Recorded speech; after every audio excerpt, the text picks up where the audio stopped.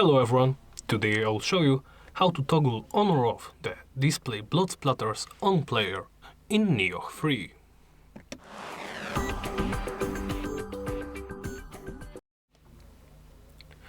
Begin by opening the system settings. From there, navigate to basic game settings.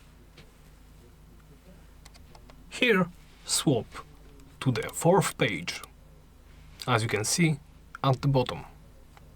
And here at the top, you are able to adjust the display blood splatter on player's setting. You can turn it on or turn it off. Once you make your choice, simply press the back button. Press the back button once again, and that's it. Thank you for watching, and please remember to like, comment and subscribe.